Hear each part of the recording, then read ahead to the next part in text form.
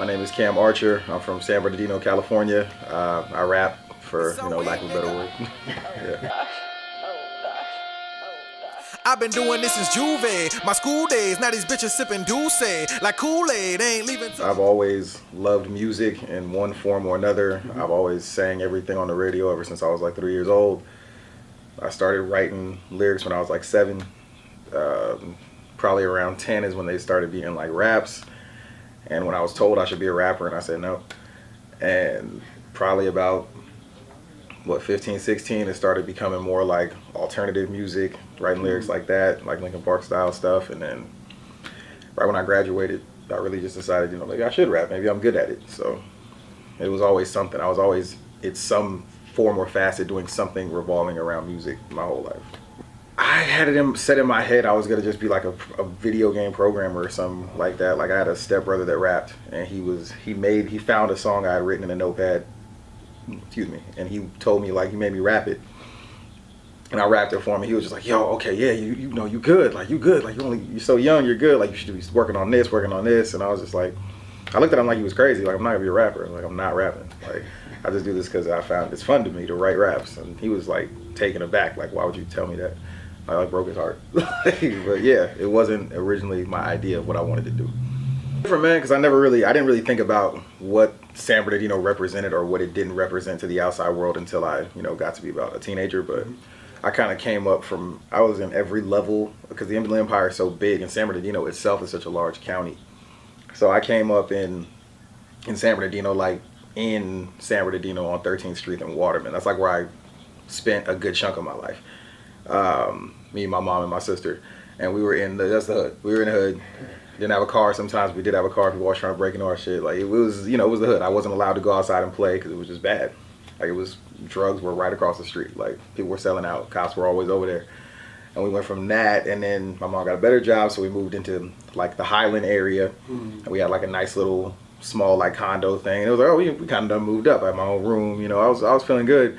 And then my mom ended up getting us like a house in like East Highlands. This was like mind blowing to me. I was like 14, and I was like, they got like white kids on bike paths out here and shit. Like it blew my mind, like having a house, because it always been like apartment style shit. And now I'm back within, probably deeper in Highland, closer to San Bernardino. I'm back out that way, and it was just, you just go through the levels of San Bernardino is just like any other hood. It's a hood. Excuse me, but there's always nice parts to things. There's even in San Bernardino, downtown San Bernardino, it's crazy, but there's still beautiful things in my city. Which kind of gets a bad rap, but I think every hood does get a bad rap. How does being from San Bernardino, the Inland Empire, affects your music? I think it has a good effect on my music because I'm not forced to make any style of music.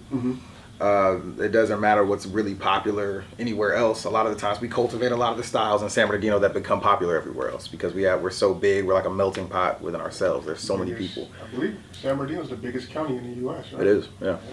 There is millions of people. So it's crazy how much influence comes from people moving from different areas. I mean, my dad's from Jersey, and my mom's originally from Nebraska. So and they met in Quebec, Canada. So it all meshes together. And there's so many different influences. I like it. I've never had to feel like I got to make this type of music to quote unquote make it. I've never really felt like I should have to move to LA to make it. I know it would probably help just because of the connections that are based out there, but I never really felt like that. I feel like if you can, especially with the internet age being what it is, create what you want to create, put it out on a platform, do your best to get it promoted on a wider platform, and go from there. My music is kind of like, it's very, it tends to be a little self-deprecating. And by a little, I guess I mean a lot, self-deprecating. But I always want people to listen to my music and just be able to relate to what I'm telling you within it, as far as relating into your own life. Because a lot of the stuff I'm rapping about is something that's happening in my life or something that I know has happened to somebody else that I know. And I try to just condense that into an emotion. I always want every song to give some type of emotion. I want it to evoke something within you, whether it's a positive vibe, whether it's a vibe where you're feeling down and you feel like, well, at least, even if it's a down vibe, at least I'm not the only person who feels like this or has gone through this situation. So I just want my music to be as relatable as possible, because the minute you start to try to make music that only caters to what is going on with everybody else at the moment, but not really you, and you don't really have content in the song that really represents that it's coming from you, it just feels like you're copying what you continue to hear, it loses its value. So even if it's cool for now, it's not going to last as long, because you can always tell when you're listening to a song when somebody's saying certain things, it's almost like they're trying to fit a mold of something else that they keep hearing. So you always want to create something to, like bubblegum rap, yeah, like, you know, like you're trying to get on the radio right now. You're trying to follow that BPM pattern and stay there. Nothing wrong with following BPM patterns, but as long as you're putting content that's close to what you are going through, and it's something that you can relate to, and people can feel the passion in what you're saying, then it's all good. But you just have to make sure they feel it. So, like, is lyricism a very important part to how you go about your style, or I don't want to say style because like you... Yeah, man. I mean, I get called a lot of different rappers, but they're always like lyrical rappers. I was told once that I sounded like a Dirty South rapper, and I thought that was really funny. But I found it funny because the first 2 hip hop albums I decided between buying. I saved up like cans and bottles. I had did all this recycling. I went to the warehouse. It was like down the street from my house. And man, the warehouse was the spot, man. And like, I was going up there because my sister had been given Hot Boys Guerrilla Warfare like on a cassette, because she knew my mom would flip out if she knew she had like the CD. So somebody bought it for her on cassette. So we used to listen to that all the time. So I loved the Hot Boys. I loved Juvenile. And I went to the warehouse and I saw Juvenile's 400 Degrees. And I saw the Slim Shady LP. And I remember the Slim Shady LP just being like something that was so like taboo at the time, because every time I heard it, there was always somebody going like, hey man, you gotta hear this. Like everybody, all the adults had to be away, and we would listen to songs like Brain Damage and shit. And I remember thinking, I think I'm gonna get the Slim Shady LP. And I remember taking that, I knew it front to back. I was just listening to it over and over again on my headphones. My mom has no idea what the fuck I'm listening to. But it was just listening to him be so lyrical. But at the same time, I still listen to Guerrilla Warfare. So I've always had that balance of being able to try to find melodic pockets and not being afraid or having an issue with what, you know, materialistic lyricism at the same time. Like that actual wordplay and knowing all the words, and between that album and then the Blueprint, when I first heard the Blueprint, I was like, I need to know every word to the Blueprint. Like it's always just been something with me. I've always been really big on lyrics. I don't even like saying the same word in the same verse over again. I really don't like doing that. So it's a balancing act for sure. So I imagine there's like a dictionary and a thesaurus in your room that would have a bunch of highlighted words in there or something like that. Yeah, there used to be. That's how I came up with my first rap name. Was like, I was like, oh, I went to the dictionary. Like, I gotta find something that relates to my name. I was such a battle rapper ass nigga, man. It was so super backpacky, hip hoppy. How I like my first rap name and a mindset and the way I originally wrote.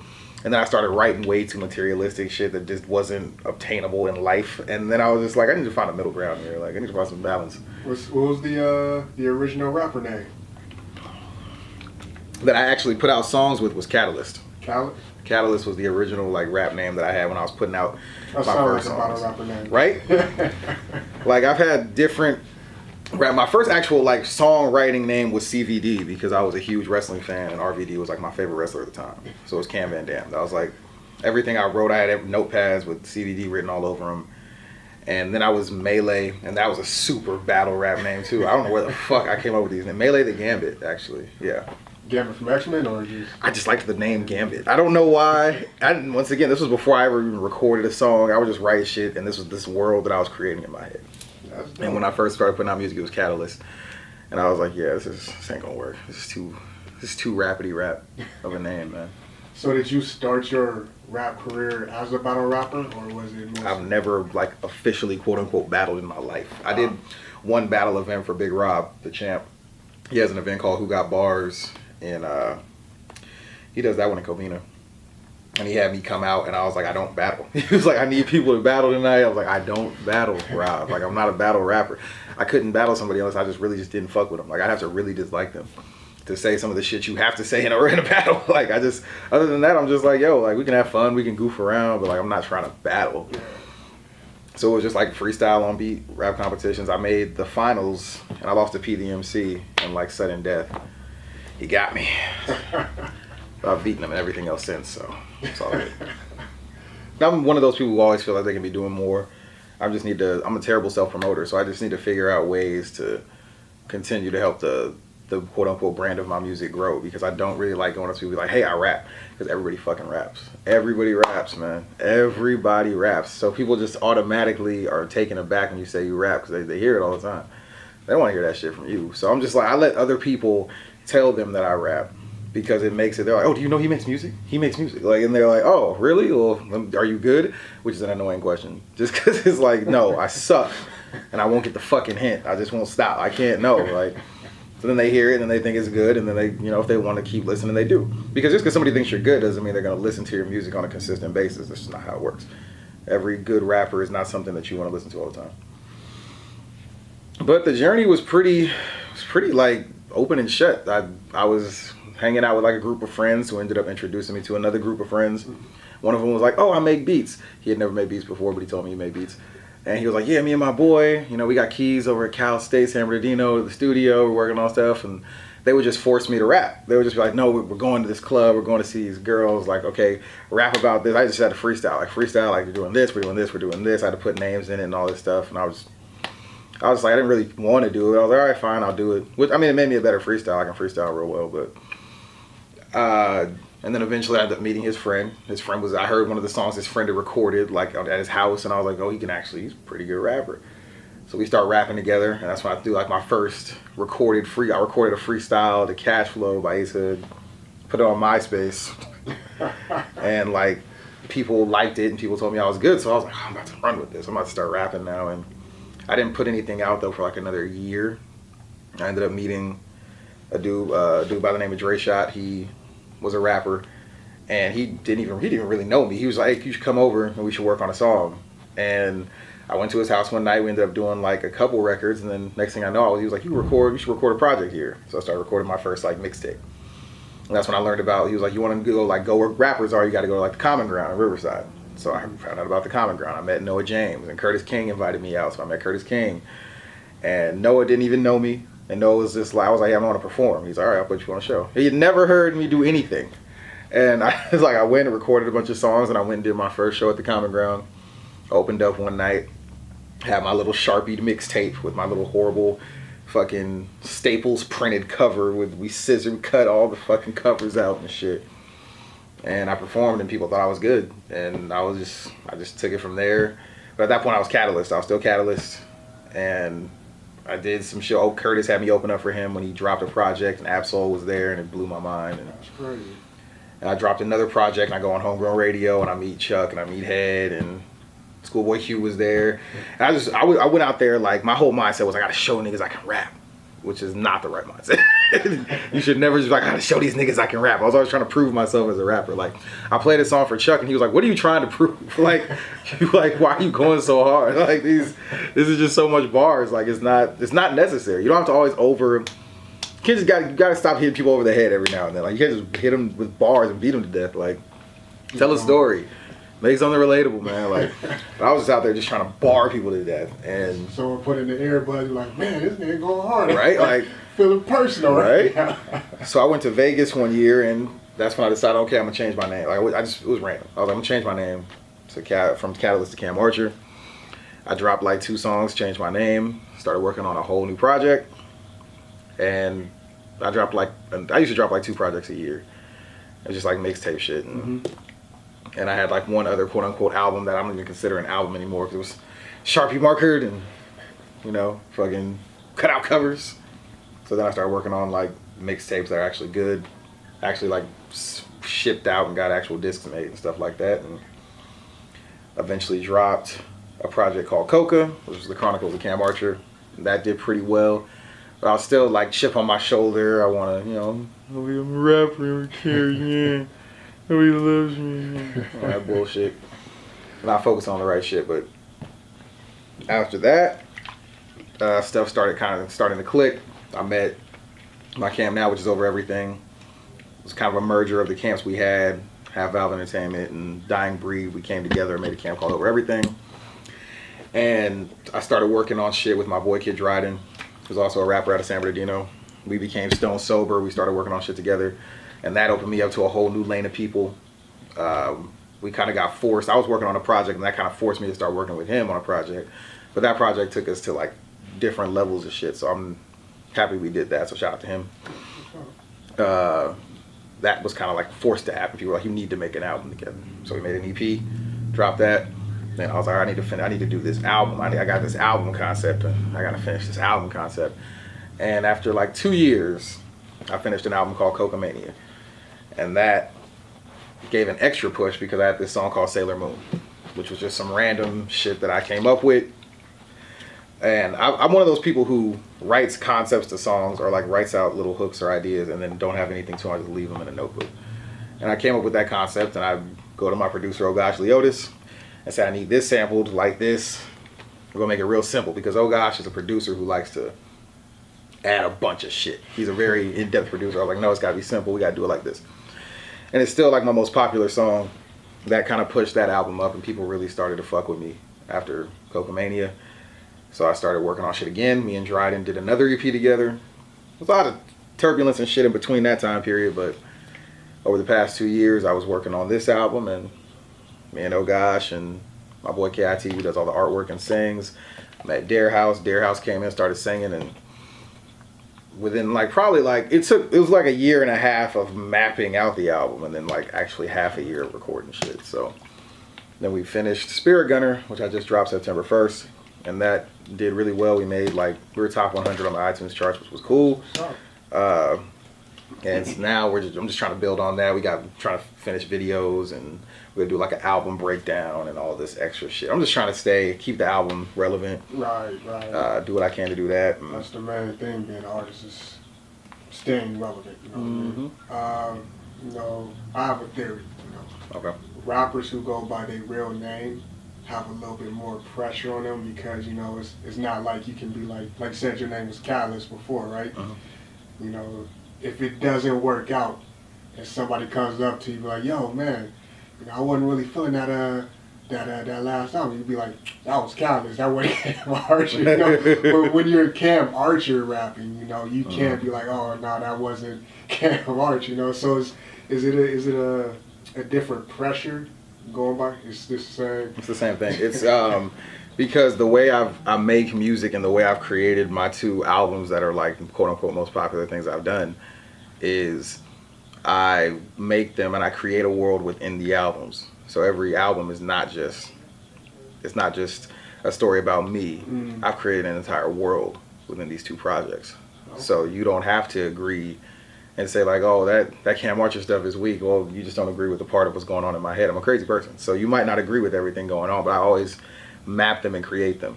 It's not just I made 30 songs and I cut to 15 and here's the album.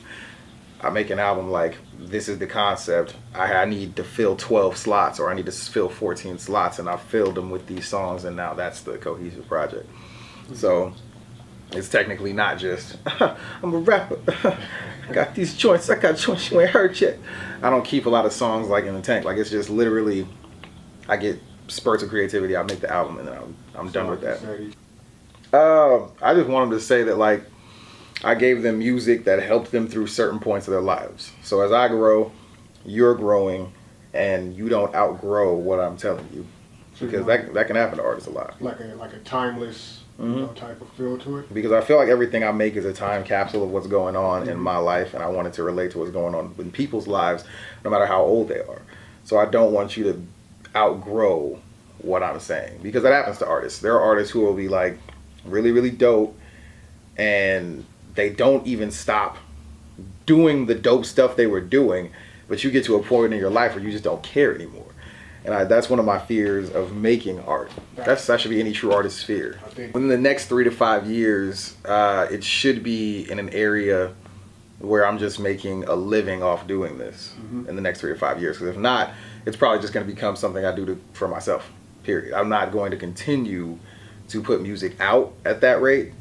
I mean, I don't even know if I want to keep making music at that point, because I don't know if what's going on in my life is going to be what people want to hear. But if it is, then I'm more than happy to keep doing it, as long as it's something that's supporting me and I've found my way through it and reached the areas I need to get to. Because in my mind, there's like a time clock going of how long do you keep doing this? How long do you keep following the trail of insanity? Because being an artist or trying to make a living in a passion is insanity, because you're continuously doing things over and over again telling yourself you're going to break through. You're just, but how long can you bang your head against this wall before, you know, you finally just go, okay, I can't continue to do it anymore mentally. So within 3 to 5 years, hopefully, you know, I should be making a living off of this. I should be able to have, I don't need to be a superstar. And plus what I make probably doesn't cater itself to becoming a superstar, which is fine by me because I don't want to be a fucking superstar. That's just stressful. It makes people fucking crazy. So I'd be happy just, I'm doing shows, a good amount of shows every year, making a good amount of money every year, being able to sell my music. I got my core 3,000 to 5,000 fans who buy everything I do, and that's more than enough to support a life. I'm good at that point. I'm more than happy to. If it gets any bigger than that, hey, fantastic. Because I got bigger than that creating what I wanted to create. So that's a beautiful thing. Honestly, yeah, just create. Well, first and foremost, learn to manipulate the internet. That's the biggest thing I can give you. Learn to manipulate the internet. There's so many ways you can get where you want to go with just the internet and tapping into the right markets virally. So learn how to promote, learn how to advertise, learn how to get to your market of people that you want to advertise. And that's the stuff that you're into. Because the things that you're into should be somewhere in your music. And that's going to help you push your music forward. So just keep in mind, if there are people who want to hear the most random of random music that we're hearing now that's not even on beat sometimes, there's a market for everybody. It's the people who are driven enough to get to it or have the resources to get to it. If you don't have the resources, you just got to be driven. So if you really love it, follow the path, find the path. It's not always for you. It's not going to be always exposed for you. So you got to find it. And also just keep making stuff that's true to you. Don't continue to follow the trends because you're never going to find a sound. If you don't find a sound, then how are people going to be able to point to you and say, that's what I like? They can't, because I like that, but that's because it sounds like everybody else who's more popular than you. Find your sound, be who you are within your sound, and you know, everything else is perfectly fine. Dude.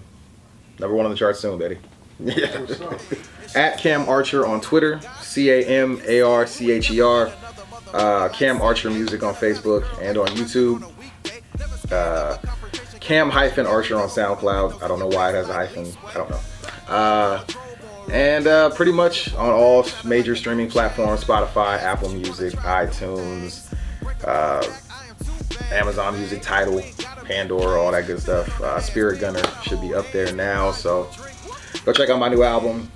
It's dope, I promise. My video Amapola is out on YouTube right now. That's currently what's being pushed. You'll recognize it because I believe I'm wearing the same shirt and hat from the video. So go ahead and check that out. Shout out to my camp over everything: Oh Gosh Leotis, Dare House, KIT, Jake Asai, True Speech, GQ, Pro, Killa, CJ Wesley. We got too many niggas in the camp. Nabian, my nigga Nabian. Shout out to you as well. So yeah, man. For sure. Look. Spirit of greatness, lyrics like a quote in the making, severely at odds with the shit I'm creating. You see, I'm arm wrestling Hades, but I'm like Stallone in the 80s. Yokozuna, I'm proven to be the heavy favorite. Over the edge, over everything, we on Olympus. Over your head, to idols I am only a threat. You skate black like the shade of his threads. To your temple middle index, gunnerous prex. Change inflection, election winner placed on my arm. Correction, erect the statue where I was born. New Testament, place this next to the book of Psalms. You mad, my nigga, just come along. Decked and saying guard song when my next play. When my next chain, got a fetish, keep my neck laced. Red tape, never in the way, I'm at my own pace. You penny in the tray ass rappers, you never change. Kobe, back in the day with Shaq in the paint, I'm gifted. Imagine that face when Wallet and Spirit is lifted. UPN with MJ at UNC. You niggas never come to the chapel and rattle a king. Hold up, scratch that, a god what I mean. The dynasty mean, wanna disrupt but lacking the means. Tactics are clean, I'm Madden with cleats. I'm mad at the least. The raps that I leave for all of my niggas is gospel. Yeah. That was legit, man.